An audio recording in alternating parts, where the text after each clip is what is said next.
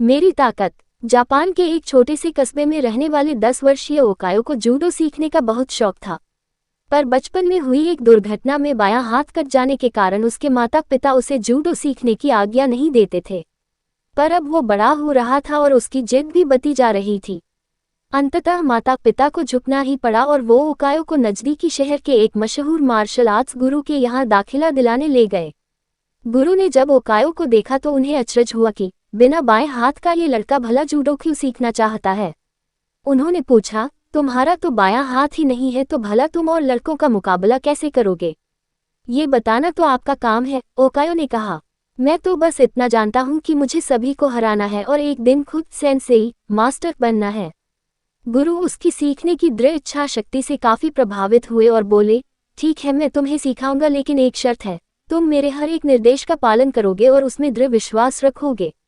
ओकायो ने सहमति में गुरु के समक्ष अपना सर झुका दिया। गुरु ने एक साथ लगभग 50 छात्रों को जूडो सीखना शुरू किया। ओकायो भी अन्य लड़कों की तरह सीख रहा था, पर कुछ दिनों बाद उसने ध्यान दिया कि गुरुजी अन्य लड़कों को अलग अलग दांव पेंच सिखा रहे हैं, लेकिन वह अभी भी उसी एक किक का अभ्यास कर रहा है जो उसने शुरू में सीखी थी। उससे रहा नहीं गया और उसने गुरु से पूछा, गुरुजी, आप अन्य लड़कों को नई नई चीजें सिखा रहे हैं, पर मैं अभी भी बस वही एक किक मारने का अभ्यास कर रहा हूँ। क्या मुझे और चीजें नहीं सीखनी चाहिए? गुरुजी बोले, तुम्हें बस इसी एक किक पर महारत हासिल करने की आवश्यकता है, और वो आगे बढ़ गए। ओकायो को विस्मय हुआ, पर उसे अपने गुरु में पूर्ण विश्वास था और वह फिर अभ्यास में जुट गया। समय बीतता गया और देखते देखते 2 साल गुजर गए, पर ओकायो उसी एक किक का अभ्यास कर रहा था।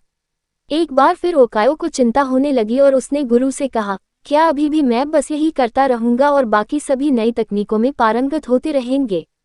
गुरुजी बोले, तुम्हें मुझ में यकीन है तो अभ्यास जारी रखो। ओकायो ने गुरु की आज्ञा का पालन करते हुए बिना कोई प्रश्न पूछे अगले 6 साल तक उसी एक किक का अभ्यास जारी रखा।